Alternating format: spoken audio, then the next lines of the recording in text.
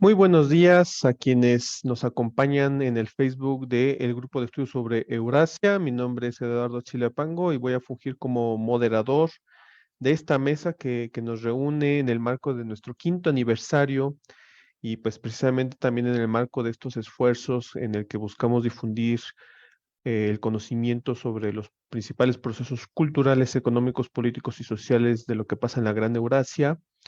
Y para esta mesa titulada Economía en Afganistán, ¿cómo se ha sostenido el país en las últimas décadas?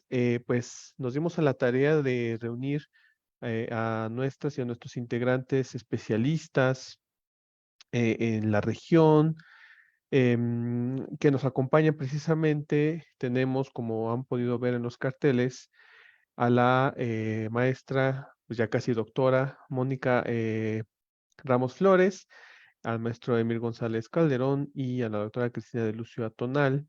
Voy a ir después contando sus semblanzas. Y pues en esta mesa va a ser una mesa de diálogo, una mesa de exposición.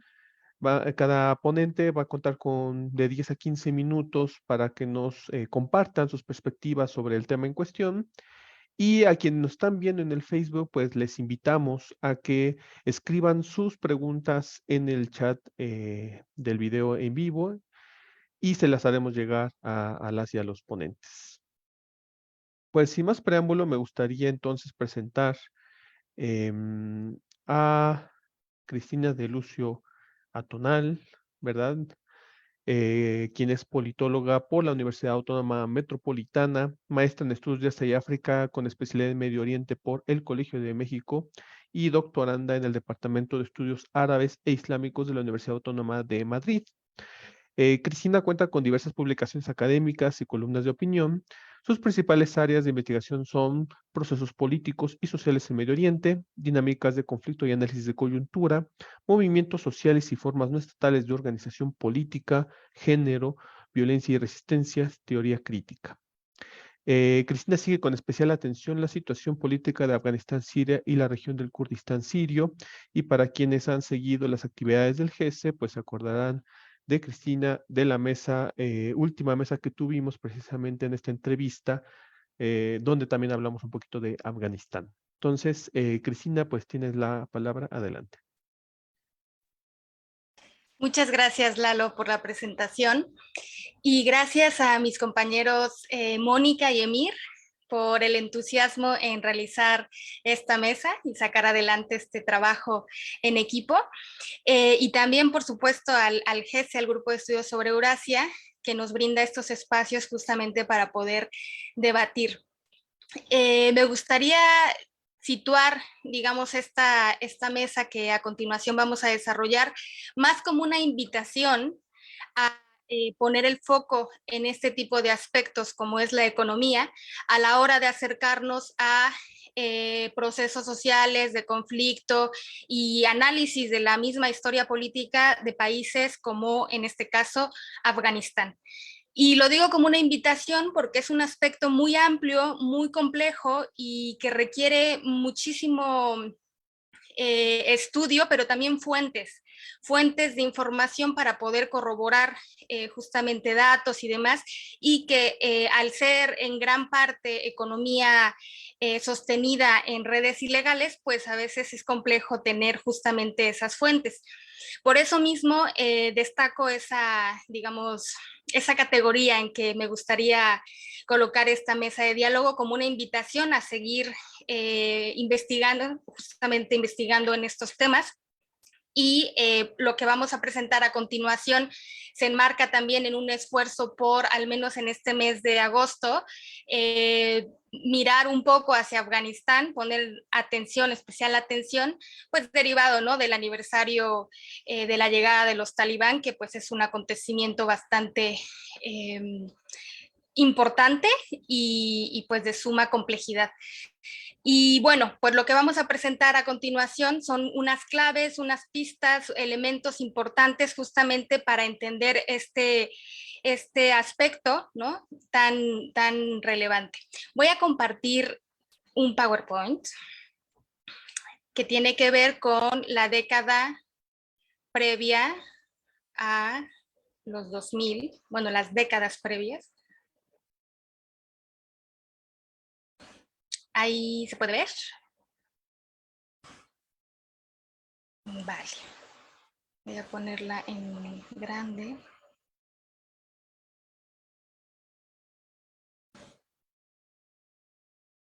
Se está compartiendo. Ahí está. Bueno, pues esta intervención va orientada hacia justamente, como lo he mencionado, las décadas previas a los años 2000 y me voy a ir hasta pues muchos años atrás, básicamente para ubicar como elementos importantes a considerar, ¿no? Dentro de lo que podríamos meter, digamos, dentro de el significado de economía en Afganistán, ¿no? Porque economía así puede ser algo muy abstracto, pero si le vamos dando forma y lo vamos articulando, pues vemos que, por ejemplo, el banco actual en Afganistán, el Da Bank Afghanistan, se fundó en 1939 bajo el reinado de Zahir Shah y desde ese año se impulsaba el cultivo de algodón y la exportación a través de una de las empresas más importantes en esa época, que es el Spinsar Cotton Company. Y bueno, pues vemos cómo justamente se empieza a utilizar una de las materias primas o uno de los cultivos relevantes en el país para generar redes de comercio, ¿no? En 1965, otro elemento importante, pues se crea el Ministerio de Finanzas tras la aprobación de la Constitución en 1964. Este acontecimiento es relevante porque se da paso a una monarquía constitucional, ¿no? Lo cual permite que exista, pues, digamos, convivan, ¿no? La parte de un parlamento, una constitución, pero sigue estando la figura del rey.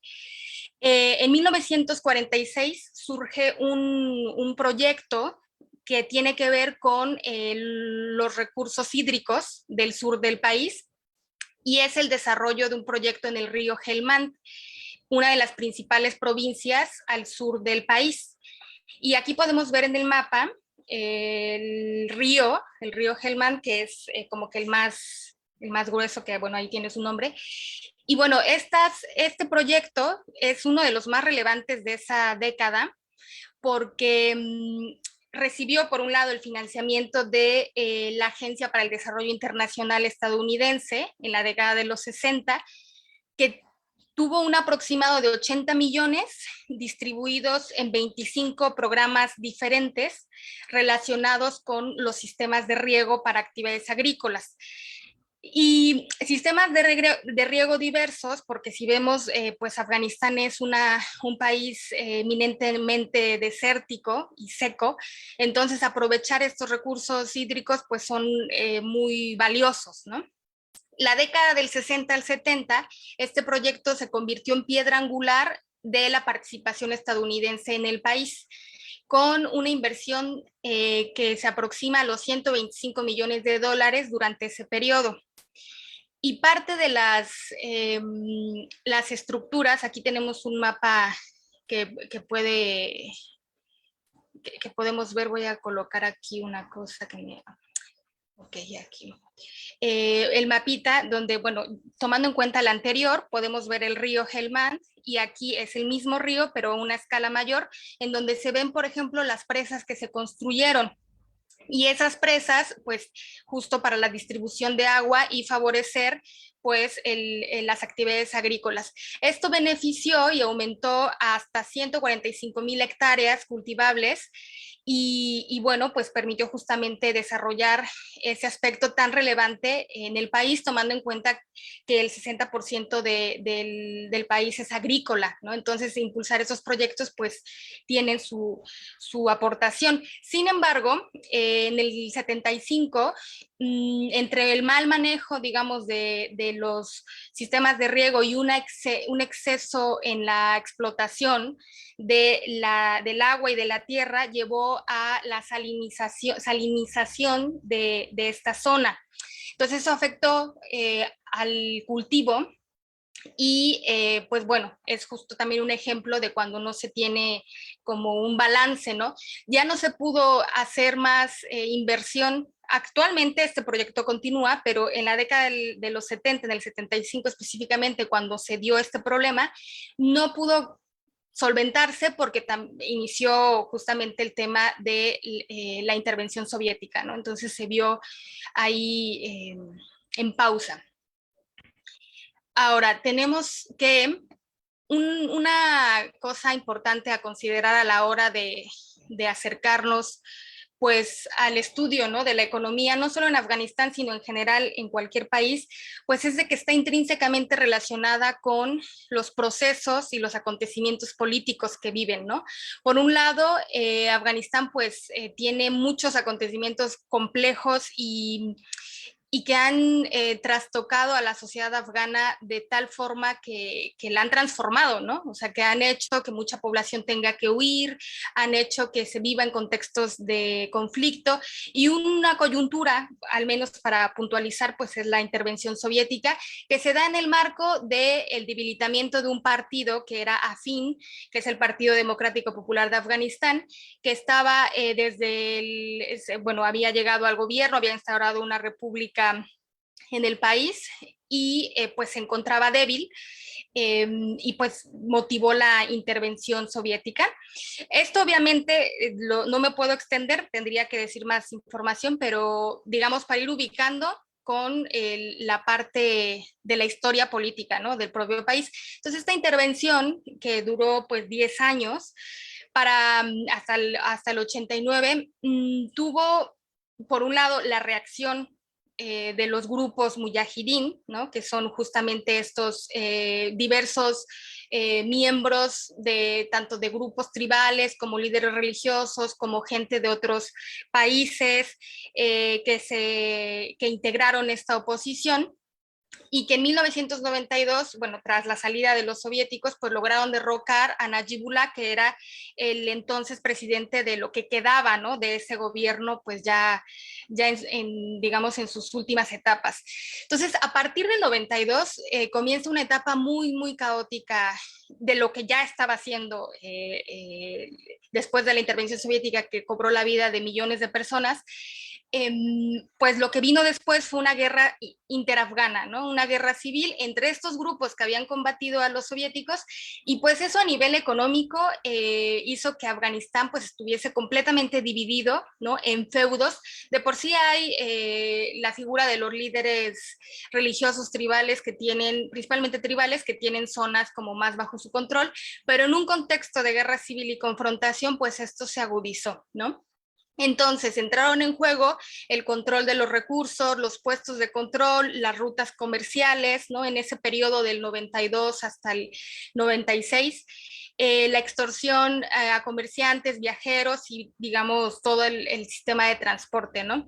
También, relacionado con lo anterior, pues se interrumpieron las actividades agrícolas debido a la destrucción, no solo de este periodo, sino de lo que ya venía, ¿no?, de la década previa de combates entre soviéticos y mujahidín, y pues el colapso de de la infraestructura que llevó a que la población civil pues tuviese que huir por cuestiones de seguridad y por mejores condiciones de vida, ¿no?, o en búsqueda de cierta seguridad. Y en este periodo, pues hay dinero de por medio, ¿no? O sea, sí se mueven las inversiones, pero para los bandos, justamente, ¿no? Los bandos en confrontación. Se estima que los soviéticos aportaron 45 billones para combatir a los mujahidín. Y por otro lado, Estados Unidos entre el 90 y 92 aportó entre 4 o 5 billones para ayudarlos, en este caso a el bando contrario, es decir, a los mujahidín, apoyarlos. Y también se sumó a Arabia Saudita, junto con otros países europeos e islámicos, recibieron un total de 10 billones de dólares. ¿No? Entonces, la ayuda de Estados Unidos comenzó con 30 millones en 1980 y se fue incrementando, ¿no?, con el paso de los años, hasta llegar digamos, los últimos años, 87, 89, cuando se logra la expulsión de los soviéticos, pues a un monto de 630 millones. Esto para justamente lograr la expulsión, ¿no? Y la ayuda de Estados Unidos continuó hasta que Kabul cayó en manos pues de los mujahidin en el 92 y digamos que ahí ya no hubo tanto apoyo en términos armamentísticos porque ya el objetivo que era la expulsión soviética pues había logrado. Pero claro, continuó todo lo que ya he mencionado entre estos grupos de la oposición. Y entre el 86 y 89, la ayuda total se calcula que rebasó los $1.000 millones al año. Entonces, bueno, podemos ver que esto también es justo parte de esa economía que está en contextos de guerra, ¿no? Y uno de los factores que ha generado todo este conflicto, pues ha sido la expulsión de población afgana, que ACNUR calculaba que para finales de los 70 ya superaban en 20,000 personas los refugiados afganos, principalmente en Pakistán, porque pues por geografía se refugian principalmente en Irán y en Pakistán. Y aquí retomé esta tablita de un artículo del doctor Enrique Baltar, que está disponible en línea y demás, y que él retoma a su vez de ACNUR, pero me pareció sumamente clara, entonces la retomé directamente. Entonces, bueno, podemos ver aquí, por ejemplo, en los 90 cuántos refugiados afganos ya hay en Pakistán, en Irán, en la India y Rusia. Vemos que, claro, ha ido en aumento justamente por toda esta década de conflicto. ¿Eso cómo se traduce en la economía? Pues se traduce de forma que la población en el exterior pues pasó a ser una de las más grandes del mundo según ACNUR para la década de los 90 y creó sus propias redes de intercambio y de remesas. También antes de pasar a este punto, hay que decir que ACNUR y el Programa Mundial de Alimentos y la UNICEF pues han participado de manera activa prestando ayuda humanitaria durante este periodo y se calcula que, por ejemplo, en esta década de los 90 eran 6 millones las personas que requerían ayuda y asistencia humanitaria, ¿no? Y bueno, regresando al tema de la población en el extranjero, el impacto en la economía es bastante importante porque ha sido el tema de las remesas, es decir, el envío a la población que permanece en el país, a través de un mecanismo muy curioso y que es antiquísimo, que es la hawala, que es el envío de dinero por, digamos, ilegal, ¿no? Y por redes de confianza. Dices, un envío de dinero de los afganos en el exterior y es un método informal de transferencia e intercambio de dinero mediante un intermediario sin que haya dinero físico de por medio basado en la confianza. Esto es conocer justamente a la persona en el interior y pues está por medio de la palabra, ¿no? Con una persona que está afuera le pide que entreguen dinero dentro, digamos, un vecino de una persona que está en Afganistán que tiene dinero, se lo entrega y esa persona que está en el exterior, pues después se lo hace llegar, ¿no? Pero en principio no hay dinero circulando, sino que todo depende de la confianza y pues sí hay una tasa de interés de un 3%, depende, ¿no? De cada red. Y pues esta hawala, que es a nivel informal, pues se convirtió en pues el ingreso de muchos hogares y para justo sostener las economías locales, ¿no? Eso es lo que no vamos a poder tener como registro a nivel de números oficiales porque está todo en los márgenes, ¿no? Y bueno, para concluir, otro aspecto, durante esta década es que también hubo una gran producción de opio en los 90, se caracterizó además por pues, convertirse en un importante productor. Vemos, por ejemplo, aquí que está esta gráfica, pues como toda la década de los 90 pues es bastante alta la producción, pues recordemos que la parte agrícola, el carácter agrícola del país pues permitió sustituir unos cultivos por otros, ¿no? Entonces en este caso la amapola, que ya mi compañero Emir hablará más a profundidad.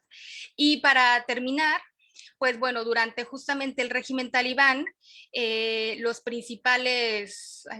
principales aportaciones económicas venían del exterior, de Pakistán y Arabia Saudita, quienes son sus aliados en ese entonces, pues aportaban grandes cantidades de dinero que no podemos saber a ciencia cierta porque no, digamos, no hay un registro, o quizá lo haya, pero habría que saber justo esas fuentes, ¿no? A las que me refería al inicio. Y hubo las sanciones que se les impuso al gobierno talibán por parte en la resolución, por ejemplo, 1267, que se le impidió continuar con o darle apoyo. Sin embargo, pues los talibán controlaban recursos naturales, minerales y pues todo lo que había en el país, ¿no? Además de los impuestos y del tránsito al interior de Afganistán. Entonces, bueno, dejo ahí. Si hay alguna duda, pues al final de la charla. Y muchas gracias. Muchas gracias a ti, Cristina, por este recuento histórico de cómo se empezó a articular una economía que a lo mejor hasta podremos caracterizar como una economía informal casi que desde un inicio, ¿no? Desde el nacimiento de Afganistán como un estado-nación moderno, independiente, si es que lo podríamos caracterizar así. Para seguir con la mesa, me gustaría presentar entonces al maestro Jonathan Emil González Calderón. Él es estudiante del doctorado en Ciencias Sociales de la Universidad Autónoma Metropolitana Unidad Xochimilco en la línea de Relaciones Internacionales, maestro en Relaciones Internacionales por la misma universidad, licenciado en Ciencia Política por la UAM, pero en la Unidad de Iztapalapa, e historiador por la Escuela Nacional de Antropología e Historia. Sus líneas de investigación generales son sistema político mexicano y violencia, así como globalidad criminal. Los temas particulares que actualmente trabaja son crimen, violencia y política en México en el siglo XXI y circuitos criminales globales entre México y China, especialmente el asunto del fentanilo. Es profesor de Historia Contemporánea en la Escuela Nacional de Antropología e Historia y, bueno, también es integrante del grupo de estudios sobre Eurasia. Adelante, Emir. Hola, muy buenos días a todos y a todas que nos están viendo en la transmisión de redes sociales y bueno, nuevamente un saludo aquí a mis compañeras y compañeros del grupo de estudios sobre Eurasia. Bueno, yo voy a continuar directamente en la línea que dejó Cristina sobre la cuestión del opio. Bueno, aquí voy a esperar tantito porque Lalo, nuestro moderador, va a hacer favor de poner por mí la diapositiva. Entonces, pues vamos a continuar con esta cuestión del opio en Afganistán, ¿no? Es un tema controversial, pero es muy importante porque constituye precisamente un producto que es básico, que es importantísimo para la economía. Entonces, esta charla lleva por nombre Opio en Afganistán, Economía, Dependencia y Supervivencia. La que sigue, Lalo, por favor. Bueno, ¿por qué el opio es tan importante dentro de la economía afgana? ¿Okay? Bueno, hasta la actualidad la estructura de la economía en Afganistán es básicamente agrícola, debido al contexto que ya nos habló un poco Cristina, no hay mucha industria, básicamente todo se enfoca en la cuestión agrícola y pues en redes de comercio. Y el opio es muy importante porque, bueno, no solo en Afganistán, sino en toda la zona, pues es una planta cuyo cultivo y consumo pues se remonta a miles de años. Finalmente, pues es una planta, ¿verdad? Eso no hay que perderlo de vista, es una planta cuyo uso principal por años ha sido el medicinal y el ritual. Ustedes saben que de algunos alcaloides del opio, pues se utilizan para transformarla en morfina y heroína, cuyo pues uso principal en la actualidad es medicinal, pero bueno, también tiene otras derivaciones, ¿ok? Entonces, bueno, vamos a comenzar hablando de algunos antecedentes. A principios del siglo XX, la producción del opio pues fue un poco masificada, por así decirlo, porque estaba permitida y de cierta manera promocionada bajo el auspicio estatal. ¿ok? Es importante esta cuestión porque justamente en el siglo XX es donde vamos a ver a nivel internacional los regímenes globales de prohibición y las normas y leyes que van a regular los usos y producción de diversas sustancias que van a ser consideradas psicotrópicas, ¿no? Como por ejemplo la hoja de coca, la cannabis y bueno, en el caso de Afganistán y muchos países de Asia, el opio, ¿ok? Entonces, el régimen global de prohibición es muy importante porque va a definir desde los altos niveles del control político global quiénes sí pueden producirla, para qué se puede producir, ¿ok? Y qué estados van a poder hacerlo. Entonces, Afganistán siempre ha sido un productor principal de opio y dentro de esos regímenes globales de prohibición buscó ser considerado como un país productor y exportador, pero precisamente no se le permitió y entonces desde la época de la posguerra, desde 1945 a la actualidad, Afganistán se insertó prácticamente de lleno en la lógica del prohibicionismo, es decir, a Afganistán no se le permitió ser país productor de opio y obviamente esto le afectó porque otros países sí tuvieron esa capacidad, pero en Afganistán el prohibicionismo solamente fue muy controvertido porque ya había una práctica milenaria, una práctica centenaria de cultivo y consumo de opio y también de exportación. Pero aquí la fecha clave que hay que entender para comprender por qué Afganistán hasta a la actualidad se ha convertido en el principal país productor y exportador de opio, tiene que ver con 1972. ¿Okay? ¿Por qué 1972? En 1972, tres países también productores de opio, pero claves para la demanda global, que son Irán, Pakistán y Turquía, sufren bueno, es bien, ejecutan una prohibición interna para no permitir la producción de opio y esto hace que Afganistán aparezca como el proveedor estratégico de la zona para suplir la producción de estos tres países. La que sigue, Lalo, por favor.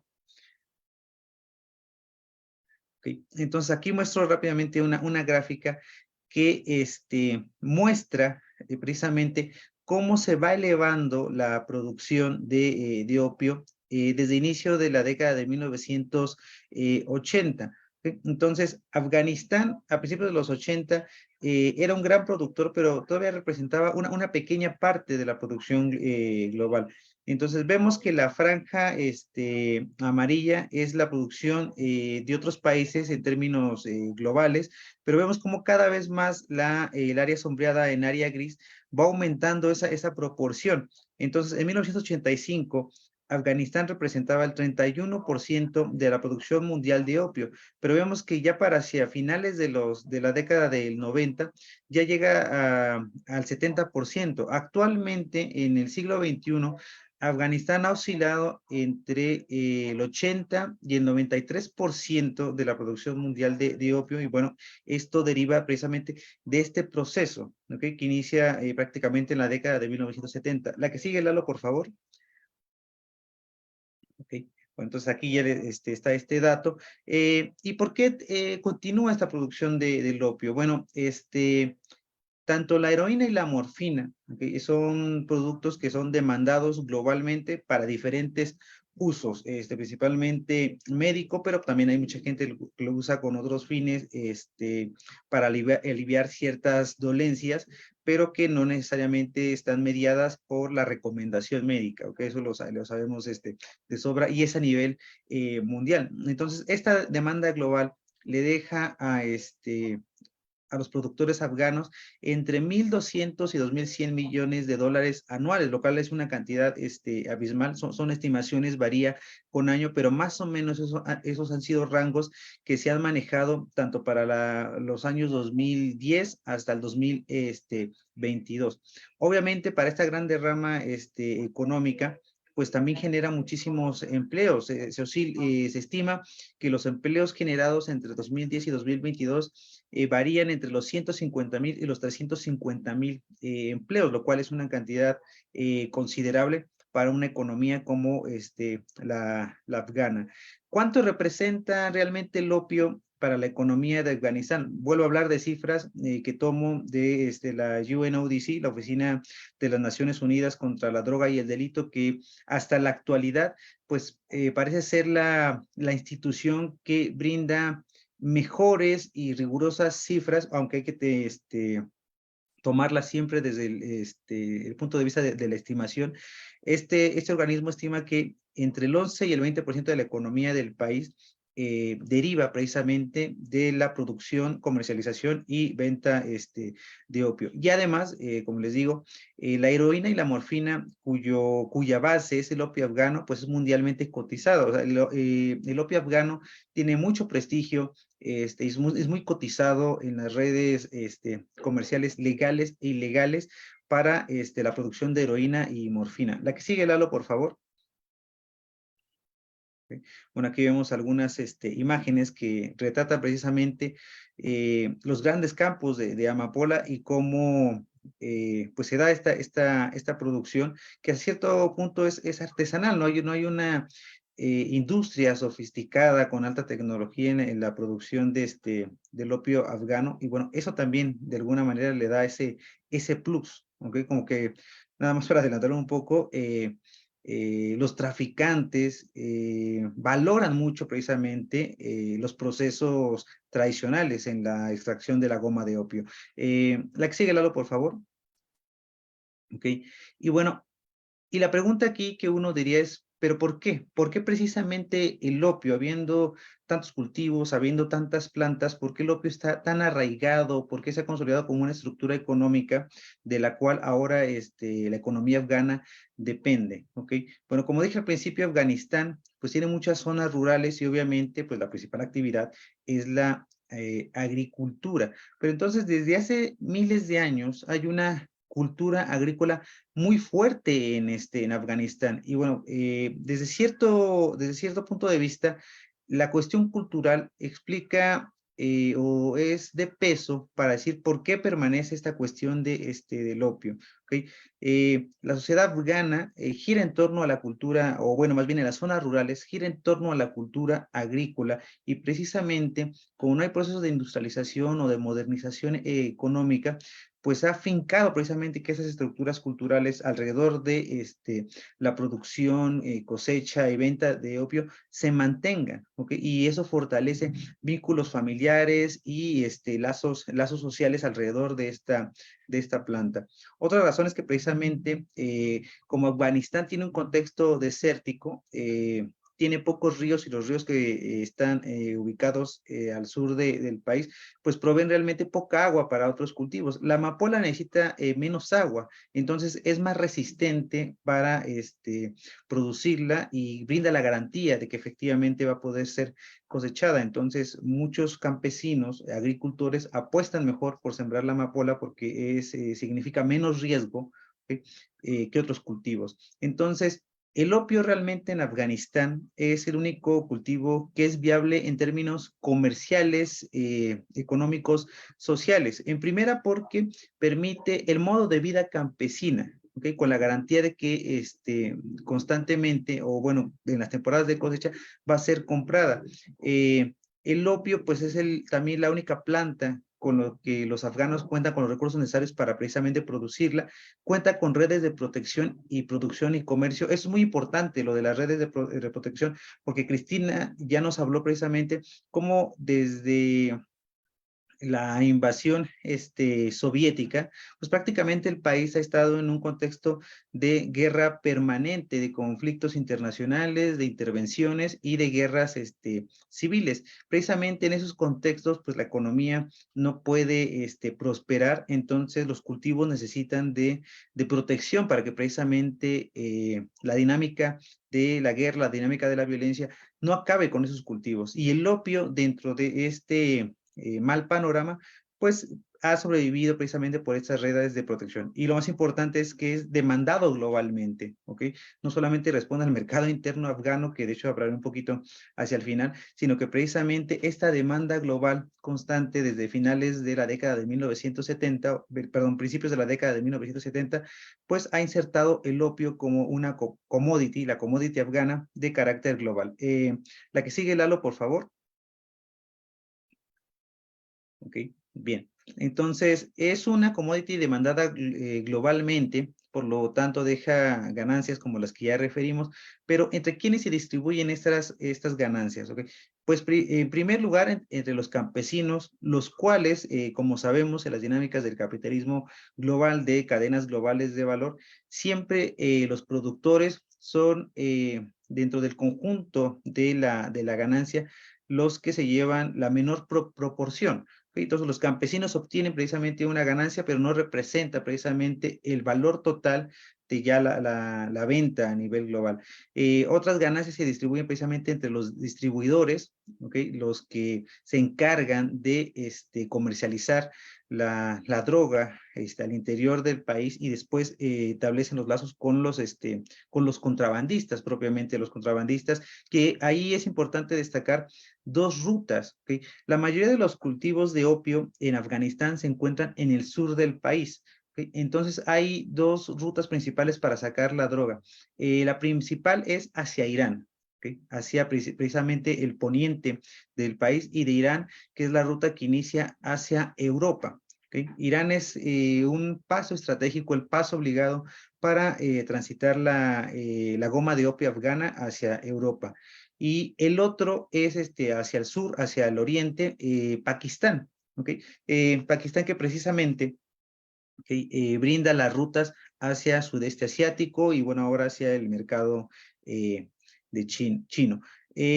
Prácticamente el 100% de la producción es destinada a este mercado ilegal, y precisamente aquí la dinámica de las prohibiciones, por ahí Cristina nos hablaba de la prohibición de 2000, y ahora el año pasado, en abril de 2002, el gobierno talibán decretó una nueva prohibición.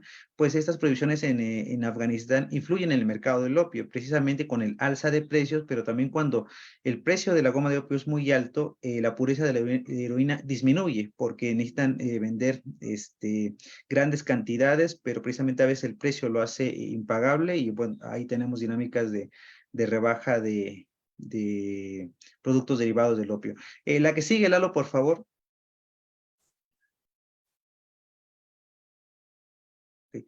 Bueno, aquí vemos un poco la gráfica, que esto es una gráfica más o menos reciente del año pasado, de la UNODC, que nos muestra un poco la evolución de la producción y los cultivos. En términos generales, estamos viendo que los cultivos aumentan mientras que la producción disminuye ligeramente. Okay. Ahorita vamos a explicar que esta dinámica tiene que ver precisamente con la entrada de algunas drogas sintéticas que van mermando precisamente el consumo del opio afgano. La que sigue, Lalo, ya estamos en la recta final, ¿okay? Tenemos ya el tiempo justo. Y bueno, hablando un poco del panorama presente y futuro, una especie de modo de conclusión, ¿okay? ¿Por qué el opio también es muy importante para la economía afgana? Bueno, hay 4 razones por la cual sigue esta cuestión de la producción de opio. En primer lugar, es porque el opio, como es el único cultivo viable, es lo que ofrece ser un medio de subsistencia. ¿Okay? También es un sistema de crédito, precisamente como a veces falta circulante o no se puede acceder rápidamente a la liquidez que brinda el dinero.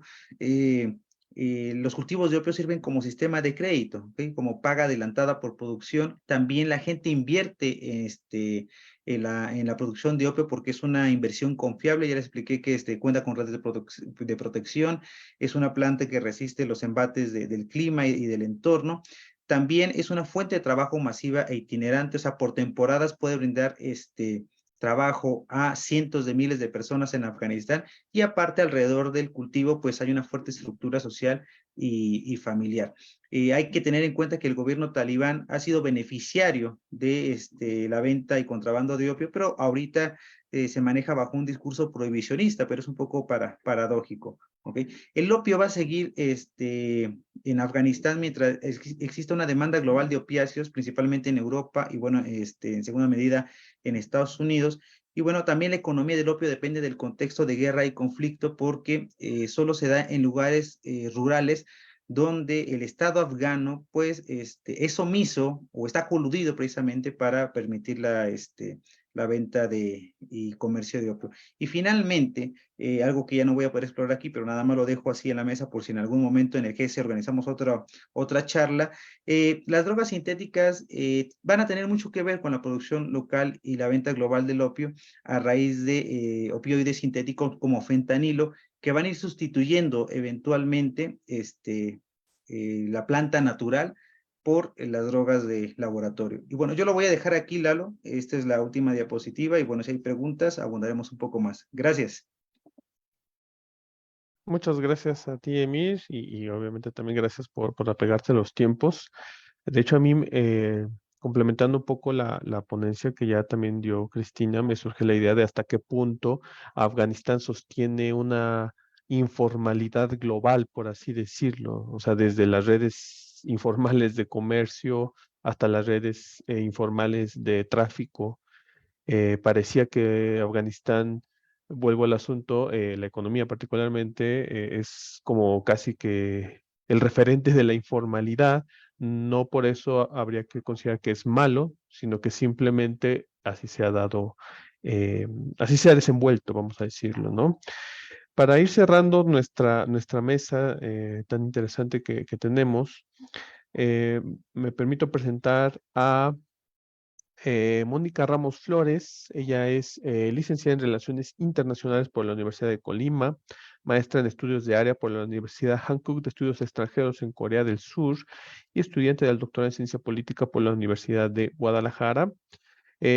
Mónica se ha desempeñado como profesora en la Universidad de Colima, en donde también fue coordinadora de la eSchool Program para América Latina sobre estudios coreanos, coordinado por la Universidad Autónoma de Nuevo León y patrocinado por la Fundación Corea. Ella es miembro fundador del seminario sobre Rusia, Antonio Dueñas Pulido, SEMRUS, y obviamente también del grupo de estudios sobre Eurasia, con quienes ha participado en diferentes ponencias y capítulos del libro. Actualmente es profesora en la Universidad Autónoma de Guadalajara. Adelante, Mónica.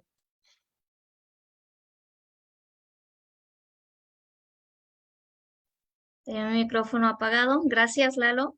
Comparto mi presentación también y bueno, lo que voy compartiendo, pues también les voy comentando que la idea de esta plática surge o en un inicio surgió a partir de también de ver cómo sobrevive el régimen talibán y también cómo desde el aspecto económico ha sido, o el aspecto económico ha sido el principal para presionar al régimen talibán sobre cambios en temas de combate al terrorismo y sobre todo de respeto a los derechos humanos y de respeto a los derechos de la mujer. Entonces, la pregunta que guía mi investigación es, ¿cierto?, ¿cómo ha sobrevivido Afganistán? También después de este periodo de caos y ante un contexto internacional hostil o de presión hacia el régimen.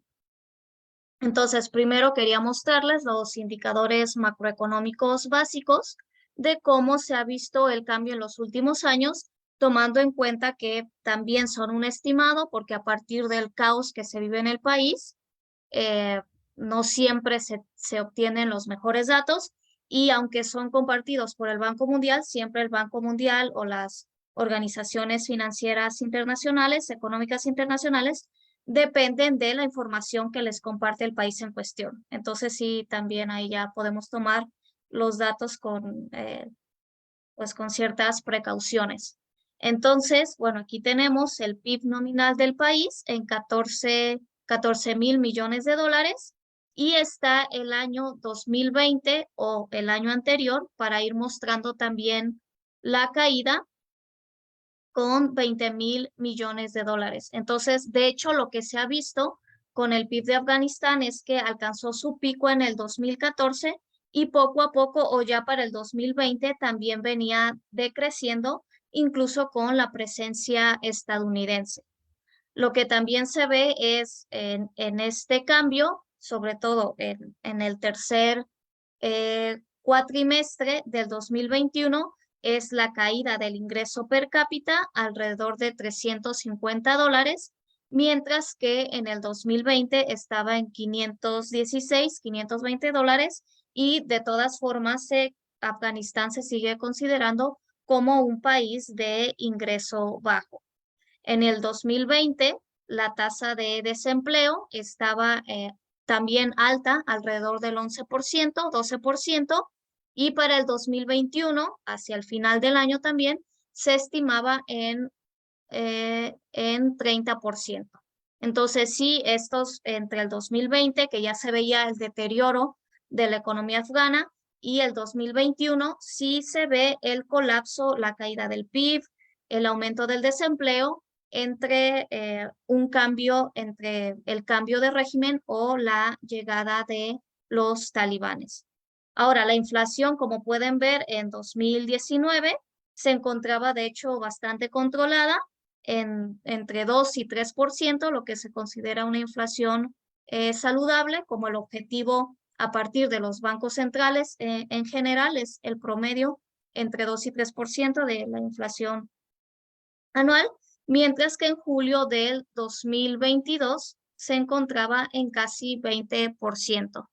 Y entonces lo que se ve es como de 2021 a 2022 la caída o el deterioro de la economía afgana, pero sorprendentemente, y lo retratan así muchas de las notas, es que Afganistán o el régimen talibán ha sobrellevado bastante bien o mejor de lo que se esperaba la situación económica del país. Entonces, ahorita vamos a ver unos indicadores y también aquí esta cifra varía un poco. La población de Afganistán en el 2022 aparece así en el Banco Mundial con 41 millones de habitantes, pero en general para 2021 se tomaba con 39 millones de habitantes. Entonces, uno esperaría que los flujos, la migración o la salida en desbandada del país hubiera reducido la población, pero en el Banco Mundial aparecen con 41 millones de habitantes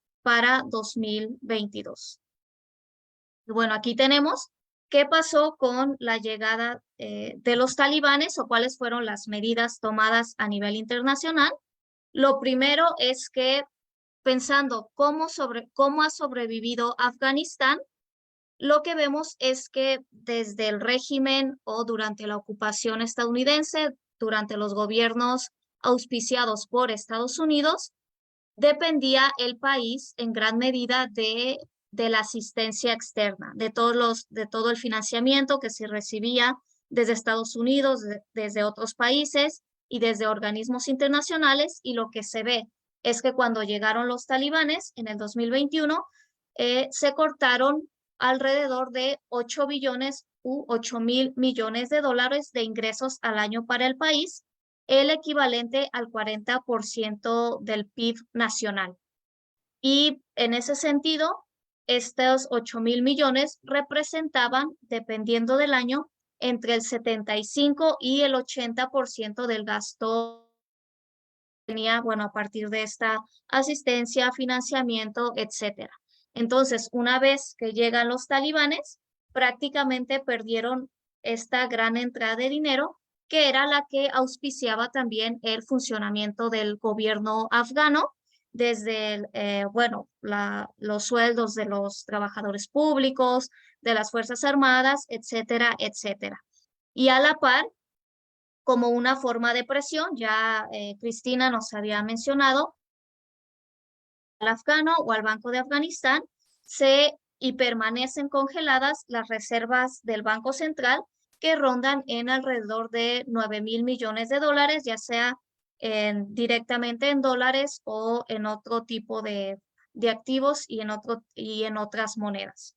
Y bueno, en ese sentido, también, sobre todo en los últimos meses del 2021 y en las primeras semanas a partir de la llegada del régimen talibán y en este proceso de transición, primero se cerró el Banco Central y todo el sistema, desde el Banco Central y el sistema bancario dejaron de funcionar con el objetivo de evitar que se retirara de manera masiva el dinero que estaba guardado en los bancos. Entonces, por un periodo de 3, 4 semanas, prácticamente el sistema bancario estuvo cerrado y estuvo sin atender a la población, lo que también empezó a dificultar las transacciones internacionales, y entre esas transacciones internacionales estaba la llegada de remesas, que dentro de las actividades para la supervivencia de la población afgana también es un punto importante. No representan las remesas un porcentaje muy alto del PIB nacional, como podría ser, hay algunos países de Asia Central, por ejemplo, Tayikistán y Afganistán, que es Tayikistán y Kirguistán, que son los más pequeños, que dependen o las remesas equivalen del 20 al 30% del PIB. En el caso de Afganistán, las remesas solo equivalen alrededor del 4 o 5% del PIB. Ahorita representan el 2.3% del PIB, entonces en realidad no tienen esa incidencia de un porcentaje mayor equivalente del PIB. Pero sí hubo dificultades para que las familias en el exterior pudieran enviar apoyo a sus familiares en el país, en Afganistán. Como les decía, se dio el colapso bancario y también se detuvieron diferentes flujos de efectivo desde el Banco Mundial, por ejemplo, desde el Fondo Monetario Internacional, se tenían programados anualmente 450 millones de dólares que se le entregaban al país. Entonces, a partir de la llegada de los talibanes, es que se congelaron estas asistencias y financiamiento, etcétera. Y bueno, se estima que en el 2021, comparado con el 2020, el PIB se contrajo en un 20%, de acuerdo a los datos estimados por el Banco Mundial.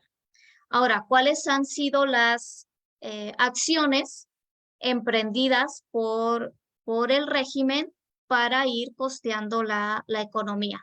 Lo que tenemos aquí es primero esta gráfica de Afganistán que nos dice, o por ejemplo, la parte más gris, que son los fondos y sobre todo esta de los fondos y financiamiento, que son los ingresos que perdió Afganistán a partir de la llegada de los talibanes. Entonces ya se puede hacer esta comparación entre 2020 y el 2022, de dónde están obteniendo el régimen talibán sus ingresos, y la mayoría o un ingreso importante viene a partir de la recolección de impuestos.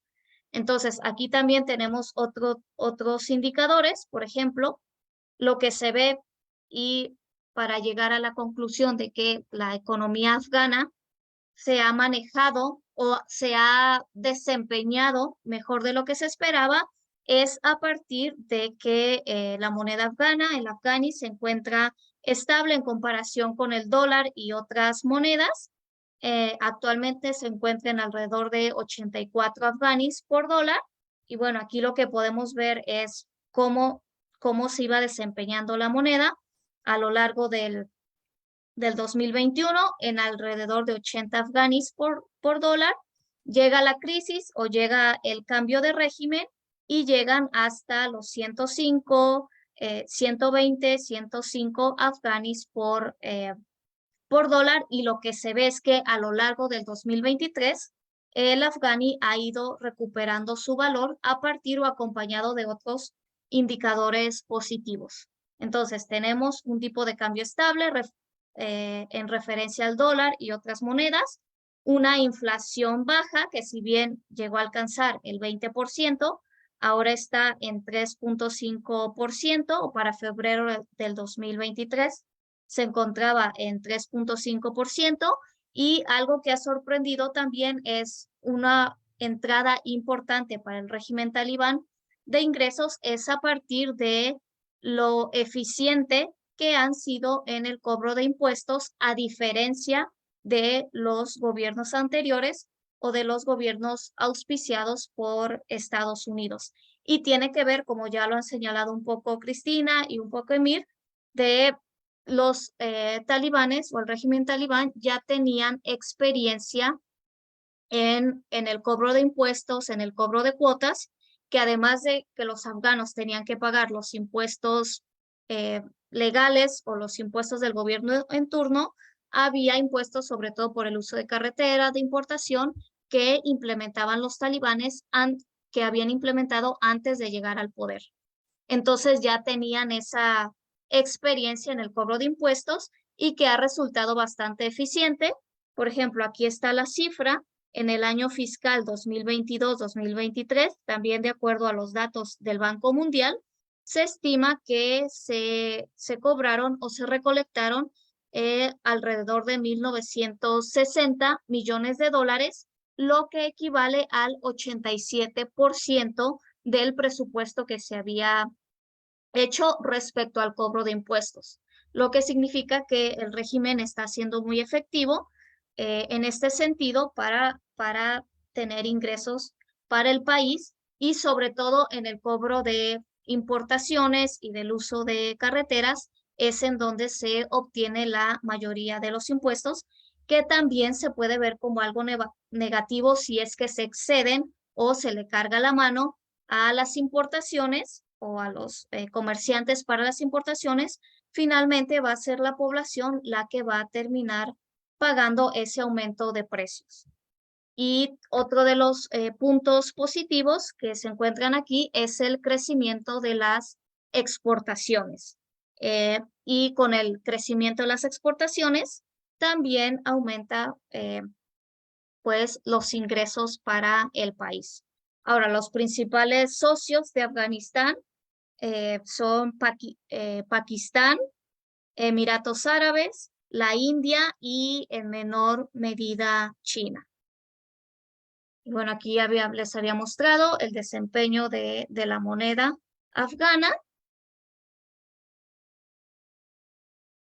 Y aquí también tenemos otro de los aspectos positivos y negativos respecto del régimen talibán en términos económicos, es como en el último año se han dedicado a la erradicación de los cultivos de opio y bueno, la parte rosa que ven ustedes en el mapa es en el 2022 los cultivos de la amapola, y la parte verde es el cultivo de trigo. Entonces vean cómo en un periodo de un año se ha extendido el cultivo de trigo, promocionado promocionado, por decirlo de alguna manera menos hostil, pero el régimen talibán se ha encargado de erradicar el cultivo del opio y obligar a los agricultores a que produzcan a que cultiven otros productos,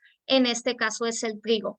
Pero lo que vemos es que el trigo les genera una menor ganancia de lo que les generaba o les generaría el cultivo de la amapola. Entonces, eso se puede ver como algo positivo en el sentido de se considera exitosa la erradicación o la reducción del cultivo de amapola, pero también se está reduciendo en alrededor de 1.000 millones, bueno, varía dependiendo del año, entre 1.000 millones y 2.000 millones el ingreso para la población del país. Entonces, además de que el régimen está enfrentando la presión internacional con sanciones hacia los principales funcionarios del régimen talibán, se han detenido pagos, asistencia y financiamiento de otros países y de organismos internacionales, se quita esta entrada de dinero importante que, si bien se considera informal o dentro de la economía ilegal, es una forma que se había mantenido al no encontrar otras opciones de como un respiro para la población. Entonces también, si bien se considera un éxito, es otro ingreso que, bueno, el régimen y sobre todo los agricultores o la población afgana directamente ya no están teniendo. Ahora, ¿cuáles son los comentarios finales? Y podemos pasar a las preguntas y a cualquier punto que tenga que desarrollarse. Primero, que la economía afgana a lo largo del siglo XXI o durante la ocupación estadounidense era dependiente de la ayuda extranjera. Entonces, con el cambio de régimen, los talibanes ya no tienen esa posibilidad o esos ingresos y que de hecho están como también una forma de la comunidad internacional para presionar cambios en el régimen talibán. Segunda, lo que vemos, la prohibición de la producción de opio, que se ve reflejada en la disminución de los ingresos de la población.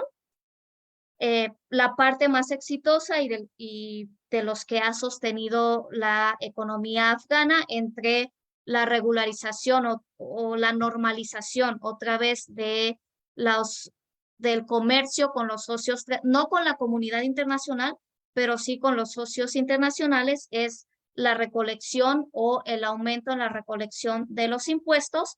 Y otra de las vetas que tenían como esperanzados al régimen talibán era la posibilidad de la llegada de capital o de inversión desde China. Porque, bueno, China tiene todo el capital, toda la inversión para desarrollar en Afganistán, pero en casi 2 años desde la llegada de los talibanes, lo que se ha visto es que la llegada de estos capitales ha sido más bien lenta, sobre todo desde la iniciativa privada china. Por ejemplo, se acaba de firmar, bueno, no se acaba de firmar, pero hasta enero del 2023 se firmó un acuerdo o hay un acuerdo formal entre China y el régimen talibán para el desarrollo de un campo petrolero en el norte de Afganistán, que de hecho es o cerca de las repúblicas de Asia Central, que también son ricas en recursos energéticos. Entonces, bueno, en la frontera con Afganistán es en donde pueden desarrollar este campo petrolero. Es hasta ahora el acuerdo más grande que se ha firmado con China, pero también el entusiasmo inicial desde China de poder invertir se ve o se ha visto retrasado a partir de los grandes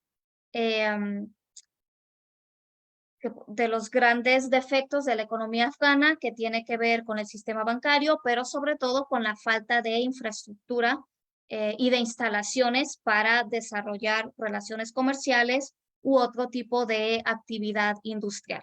Entonces, estas mejorías se ven sobre todo en el mediano y en el largo plazo, no de manera inmediata, porque primero le tocaría, por ejemplo, a China o al capital chino reconstruir o invertir en infraestructura, caminos, instalaciones, carreteras, instalaciones eléctricas, etcétera, para de ahí poder empezar a extraer diferentes recursos minerales. Bueno, el oro que ya se exporta, se habla de litio, de cobre, incluso de tierras raras, y ahora de la explotación petrolera y de la posibilidad de que se encuentre gas en esa misma región, en Afganistán del norte, para poder explotarlo.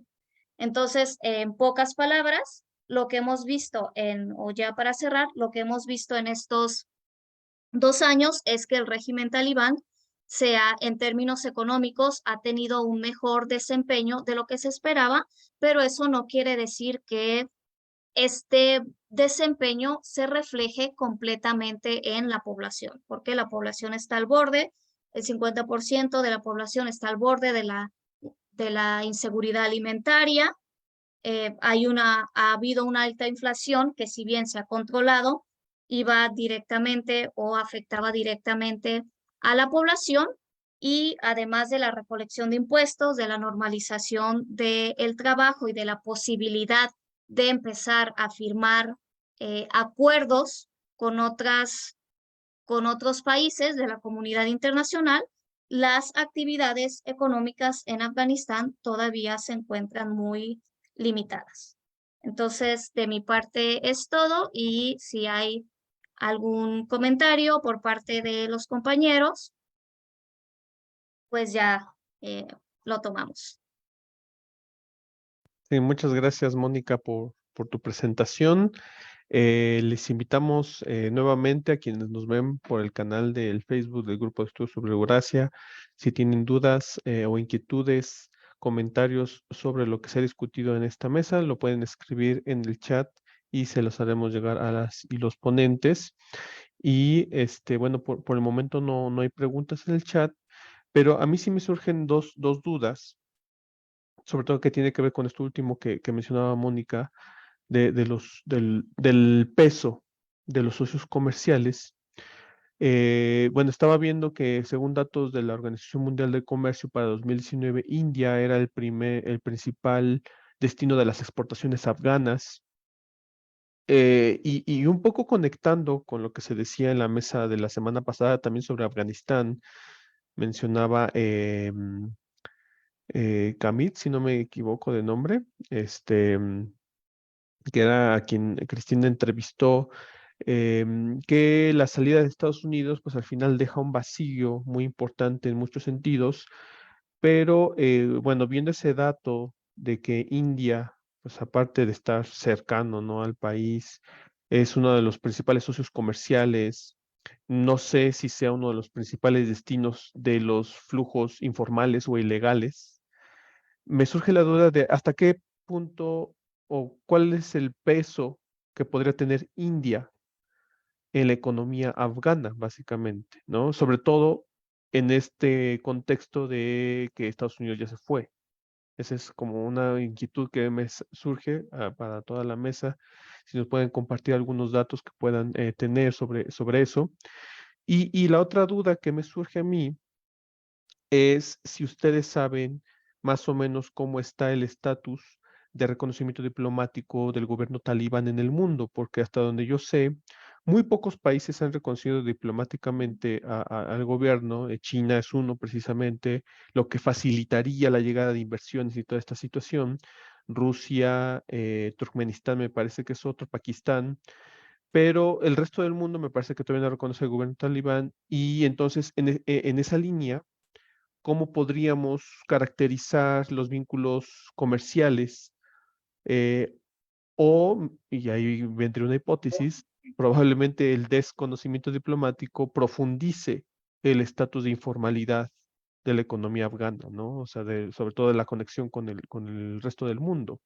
Entonces, la duda es más o menos si ustedes consideran que el desconocimiento diplomático pues también repercute en el estatus que ahorita nos han expuesto en la situación que ahorita nos ha expuesto de la economía afgana, ¿no? Es una pregunta también para toda la mesa. Si gustan, damos la palabra conforme fueron participando. Les pediría pues que demos nuestros comentarios de unos 3, 5 minutos, por favor. Entonces, Cristina, adelante. Sí, gracias Lalo por tus preguntas. Pues sobre esta última en torno al reconocimiento, bueno, hay un problema que atraviesa de manera transversal, ¿no? Al hablar de Afganistán, y es el tema de los derechos humanos. Y justamente como lo mencionaba la periodista Hadi Yamin en la entrevista pasada, pues el tema de las mujeres y prácticamente el robo de sus libertades más fundamentales, ¿no? Entonces, el reconocimiento no se ha logrado justamente porque hay una crítica desde el exterior a reconocer un gobierno que está, pues, secuestrando a la mitad de su población, ¿no? Que son las mujeres, o sea, de esos 38 millones, pues la mitad son mujeres. Entonces, claro, también habría que analizar cómo ha impactado el que ya no puedan trabajar las mujeres, siendo que muchas de ellas eran cabezas de familia, tomando en cuenta que pues los hombres afganos son los que han ido al combate en toda esta larga historia de enfrentamientos. Entonces en muchas familias no hay hombres, ¿no? Entonces solamente eran las mujeres que las que trabajaban y bueno, sacaban adelante. Entonces habría que analizar también ahí cómo ha impactado pues el que ahora no puedan trabajar en los hogares y en las necesidades más básicas, ¿no? Entonces creo que a la hora de hablar o plantearnos el tema de reconocimiento, pues está el debate previo y que tiene que ver con la necesidad de que haya un cambio en su política en torno a los derechos humanos, tanto de las minorías étnicas, porque también ha habido casos, por ejemplo, de ataques, no en estos 2 años, pero la minoría hazara, que ha sido históricamente discriminada, pues también se ha visto atacada por presuntamente una rama del Estado Islámico y que evidenciaba un poco esta o contraargumentaba el hecho de que hubiese seguridad totalmente en la capital, ¿no? O en las grandes ciudades, porque si no ya no hubiese atentados, ¿no? Entonces sigue habiendo algunos y eso como que dice, o sea, es como que un contraargumento a esta idea de que ahora es todo seguridad, ¿no? Entonces, bueno, son varios los argumentos que los propios talibán tratan de sacar para justo decir, bueno, reconózcanos, pero pues está una carta pendiente que es justamente que hay una necesidad de cambiar de política hacia los derechos humanos de su población. Y bueno, sobre el peso de la India, recuerdo ahora mismo que hay un puerto, voy a escribir el nombre más tarde, que está en Irán y que justamente es como un puerto comercial al sur de Irán, entre la India eh, y después a Irán, ¿no? O sea, evitar un poco el cruce por Pakistán. Entonces sí, es interesante la pregunta justamente porque en este juego geopolítico, pues los nuevos aliados, ¿no? Pueden tomar otro peso. Porque pues al final Afganistán al no tener salida al mar, pues necesita de estas alianzas, ¿no? En términos de puertos, de vías marítimas incluso, ¿no? Muchas gracias, Cristina. Justo también un poco complementando, a reserva de lo que ahora me pueda corregir Mónica. Irán vi que también es el principal origen de las importaciones a Afganistán, datos del 2019 de la Organización Mundial de Comercio, siendo seguido por China. O sea, Irán también desempeña un papel y estos dos países estuvieron hablando mucho en la última reunión cumbre de la Organización de la Cooperación de Shanghái, donde se platica la posibilidad de admitir a Afganistán, pero tiene esta situación diplomática, ¿no? Pero bueno, Emir, adelante, por favor. Ok, Lalo. Bueno, yo la verdad no desconozco esta cuestión sobre el respaldo de gobiernos, otros gobiernos hacia el gobierno talibán, bueno, de la situación de la India, también no es mi área de especialidad, pero nada más haré un pequeño comentario sobre esta cuestión que le llamaba la atención sobre la informalidad. O sea, sin duda, cuando otro Estado reconoce a otro Estado, pues se fortalece precisamente la institucionalidad del poder político. Y precisamente en la cuestión de la informalidad es importante porque Afganistán, como Estado, no ha podido tener una centralización del poder político que le permita ese despliegue de fuerza total sobre todo su territorio. Precisamente ese abandono o esa también omisión sobre ciertas zonas es lo que ha permitido el desarrollo de la economía ilegal, principalmente la del opio. Ahorita que yo veía los mapas que mostraba Mónica, para tener una política de sustitución de cultivos de trigo por opio es porque hay un respaldo o una fortaleza del Estado para poder realizar esa política. Entonces, podríamos decir que precisamente ese respaldo institucional ahorita está fortaleciendo al Estado afgano, y puede ser que a lo mejor sí se sustituyan esos cultivos, pero también se trasladen hacia otras áreas, hacia otras zonas donde precisamente el gobierno talibán no esté prestando especial atención. Entonces puede ser un efecto de desplazamiento. Y lo otro también es que hay que tener en cuenta que cuando se empiezan a establecer relaciones comerciales o económicas y ya con vías institucionales con otros países, pues también por ahí sirve de puente o de, como se dice popularmente, de trampolín para que los tráficos ilegales o el contrabando pues puedan desarrollarse. Yo decía que precisamente las rutas de tráfico de opio son muy fuertes hacia Irán y hacia Pakistán, pues porque precisamente ahí están ya establecidos de manera fáctica los canales del comercio legal y por ahí también se montan los ilegales. Y sería nada más ese comentario, Lalo. Muchas gracias, Emir. Mónica. Ok, bueno, de la India lo que vi, para ser honestos, me enfoqué más en el caso de China, que es al menos a nivel internacional el que se ha conocido como el posible Salvador, o no el Salvador, pero sí el país que podría, la economía, el país que podría ocupar el vacío dejado por Estados Unidos. Y en el caso de la India, lo que vi es que son más relaciones comerciales. Por ejemplo, Afganistán vende oro y es una de sus principales exportaciones. Y dentro de sus principales socios está Pakistán, está Emiratos Árabes Unidos, en menor medida la India, entonces ahorita la relación se ve más desde el punto de vista comercial.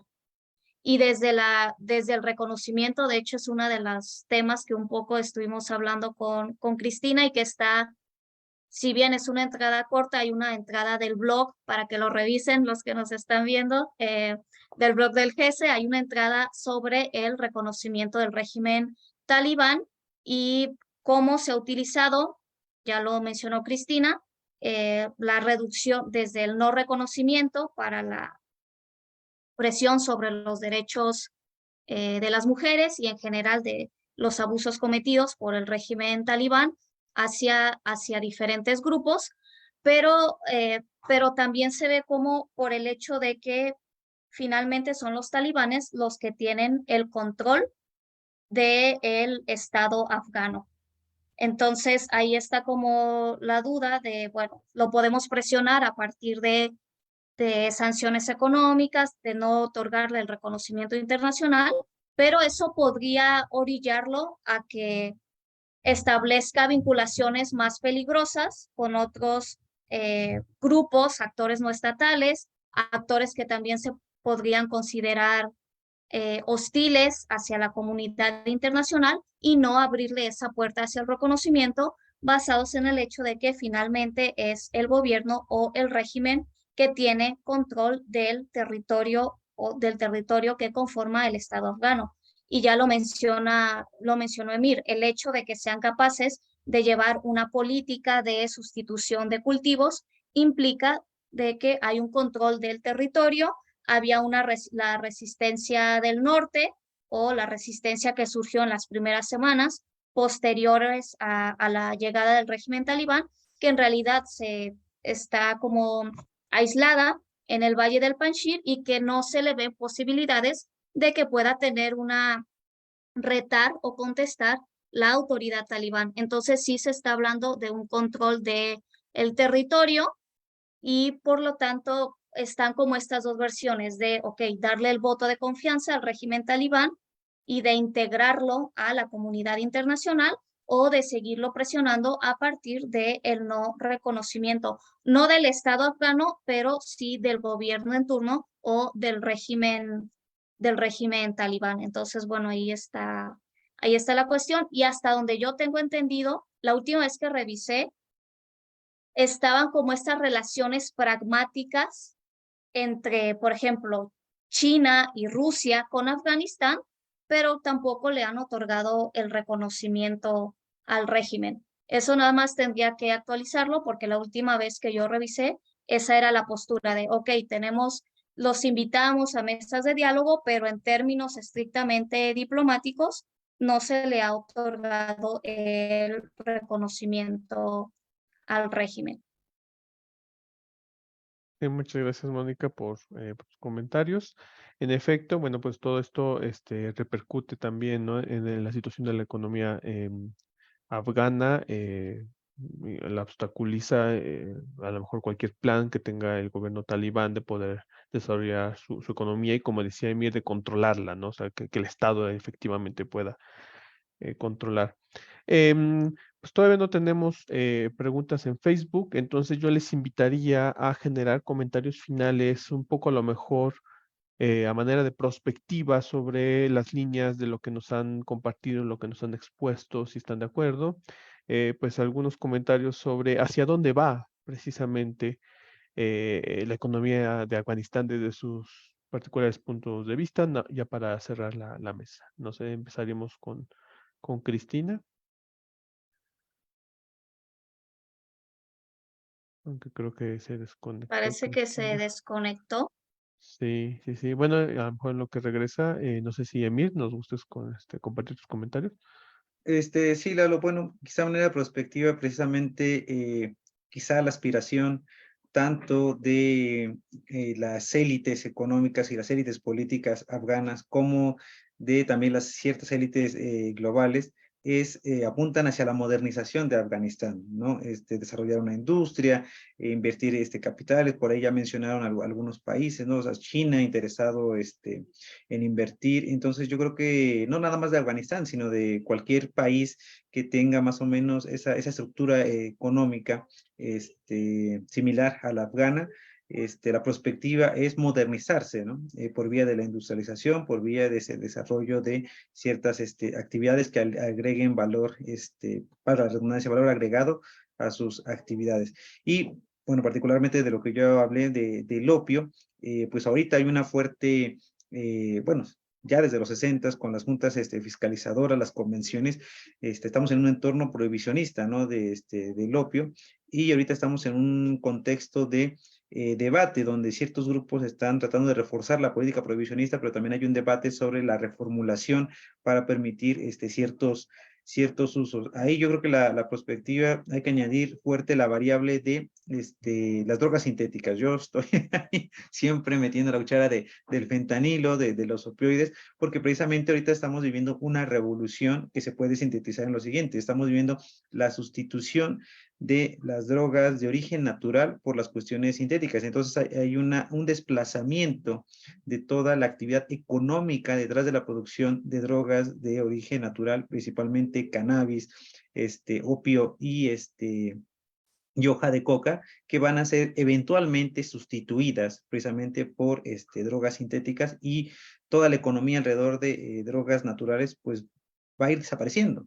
¿Okay? Entonces si esta lógica se inserta en Afganistán, ¿qué va a pasar? Si precisamente los opioides sintéticos sustituyen, ya no totalmente, pero en gran parte, a la producción natural del opio. Entonces, esos son los comentarios que tendría para una reflexión futura, Lalo. Muchas gracias, Emir, por tus comentarios. Seguimos con Mónica. Sí, también, bueno, primero recordar dos puntos, que a Afganistán le faltan millones, miles de millones de dólares en infraestructura, es decir, está muy subdesarrollado en ese sentido. Lo primero es crear infraestructura para poder ir desarrollando otras industrias, y dentro de esta infraestructura también de la mayor seguridad que presenta el régimen, más allá de esa cuestión del Estado Islámico que habría que profundizar, es que permite o hay actividades incipientes como la facilidad o como el régimen talibán se está abriendo hacia las actividades turísticas. Entonces, es cierto que falta desarrollo de infraestructura y de redes para la conexión, pero sí se ve un ambiente más amigable para la promoción del turismo en el país. Eso por una parte. Y en segundo lugar, y suena como que los estoy defendiendo, pero no es el caso, sino que también se ve un cambio, una evolución eh, de los talibanes y de cómo ya llegaron más preparados en términos discursivos, como se vieron en las primeras entrevistas, justamente después de la toma de poder y todos esos discursos, bueno, ya presentándose en inglés, más educados, abiertos a la prensa, más allá de si lo están cumpliendo o no, pero sí pusieron más atención en que una vez que tomas un estado y lo quieres dirigir, tienes que tener habilidades de estadista para dirigir al país. Entonces se ve ese desarrollo de, ok, tenemos que pensar ya no somos una guerrilla que corre, que cobra impuestos, que obtiene ingresos a partir del tráfico de opio, de la producción de opio, pero que tiene que pensar en actividades económicas legales y formales y promoverlas a través del Estado. Entonces se ve una mejoría, pero bueno, veremos en los siguientes años cómo se va dando esa estabilidad en Afganistán, porque a partir de que no se le permite la educación y trabajar a las mujeres, también se ve que en el largo plazo, en el mediano y en el largo plazo, eso va a tener un impacto negativo en el país. Muchas gracias, Mónica, por tus comentarios y cerramos con los comentarios de Cris. Adelante, por favor. Gracias, Lalo. Creo que tuve ahí una caída del Zoom, una disculpa que se me desconectó.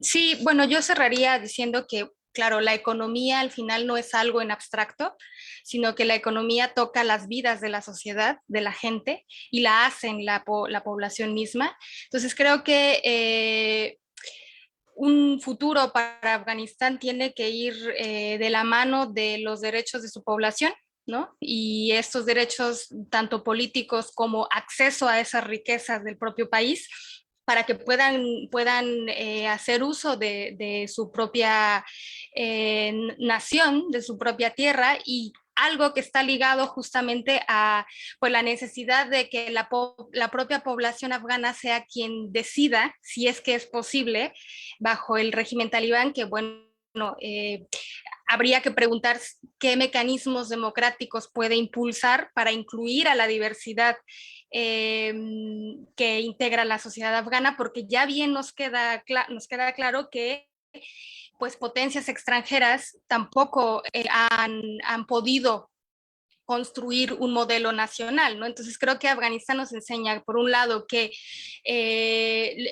los países extranjeros pues han estado años, han invertido, pero se han retirado y se ha desmoronado todo, ¿no? Entonces queda abierta una serie de cuestiones de cómo la propia sociedad afgana necesita construir sus mecanismos de participación ligados a el respeto al derecho y a los derechos de todos los sectores de esa sociedad, ¿no? Entonces, en ese proyecto amplio, la economía entra, pero la economía es parte de ese modelo integral, no es algo en abstracto, no es algo que se puede hacer en una élite, sino que toca los hogares de la población. Entonces, pues hay mucho trabajo para los propios habitantes, ¿no? de este país, y pues que haya digamos, un diálogo con los talibán.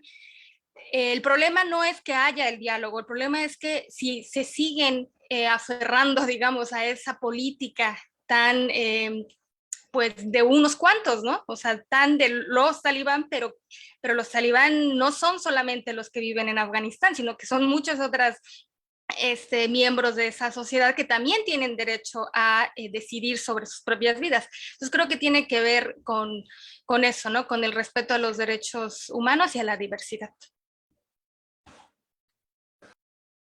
Excelente, Cristina. Muchas gracias. Bueno, al parecer pues no tuvimos preguntas en el Facebook, pero pues no nos queda también más que agradecer Cristina, Emir, Mónica por compartir sus perspectivas en esta interesante mesa que versó sobre la economía en Afganistán.